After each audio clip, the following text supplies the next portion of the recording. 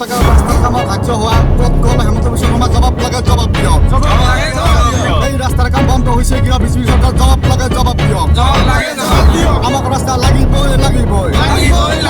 আমাক ৰাস্তা লাগিবই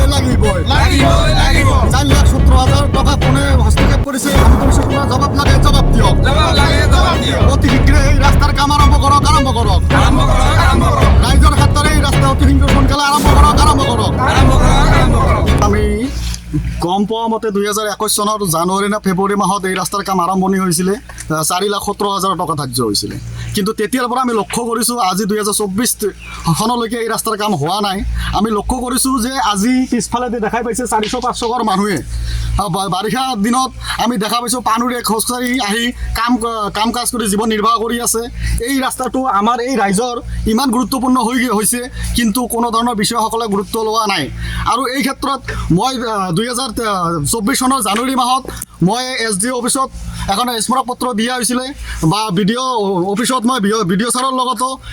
আলোচনা কৰা হৈছিলে তাৰপিছতো কোনো ধৰণৰ আহ্বান কৰা নাই সেই ক্ষেত্ৰত আজি আমি একগোট হৈ এটা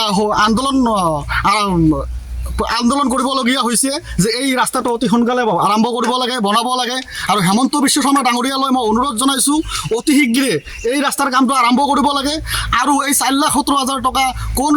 বিষয়াই হস্তক্ষেপ কৰিছে ইয়াৰ আমাৰ তদন্ত কৰিব লাগে আৰু ৰাস্তাটো সোনকালে বনাই দিব লাগে নহ'লে ইয়াৰ বিকল্প ব্যৱস্থা আমি ল'বলৈ সাজু হ'ম সেই ক্ষেত্ৰত কিন্তু ইয়াৰ সম্পূৰ্ণ দায়ী হ'ব হেমন্ত বিশ্ব শৰ্মা ডাঙৰীয়া ৰাস্তা কিমান টকা ৰাস্তা আছে এইটো ৰাস্তা আছিলে গম পোৱা মতে স্কিমত তাতে আজি আধাৰশিলাত এই লেখাখিনি নোহোৱা হৈ গৈছে যিহেতু 3-4 বছৰ হৈ গ'ল 4,70,000 টকা ধাৰ্য হৈছিলে কিন্তু এই 4,70,000 টকা কামো হোৱা নাই আধাৰশিলা হৈ থাকিলে কোনো বিষয়া কৰ্মচাৰী আজিলৈকে কোনো গুৰুত্ব প্ৰদান কৰা নাই বা মই DC ছাৰৰো এই ক্ষেত্ৰত মই মেইলো কৰিছিলোঁ কোনো আহ্বান কৰা নাই বা এই ক্ষেত্ৰত আজি পঞ্চায়ত অফিচাৰৰ লগতো কথা পতা হৈছিলে কোনো ধৰণৰ আহ্বান কৰা নাই সেইকাৰণে মই কৈছোঁ যে বৰ্তমানৰ যি হেমন্ত বিশ্ব শৰ্মা ডাঙৰীয়া সদায় সংবাদ মাধ্যমত কৈ থাকে যে অসম আমি কি কয় অসমখন দুৰ্নীতিমুক্ত কৰিছে কিন্তু ক'ত দুৰ্নীতিমুক্ত কৰিছে সেইকাৰণে হেমন্ত বিশ্ব শৰ্মা ডাঙৰীয়ালৈ এটাই অনুৰোধ থাকিল অতি শীঘ্ৰে তদন্ত হ'ব লাগে এই 4,70,000 টকা ক'ত গ'ল কোন অফিচাৰে হস্তক্ষেপ কৰিল আৰু এই ৰাইজৰ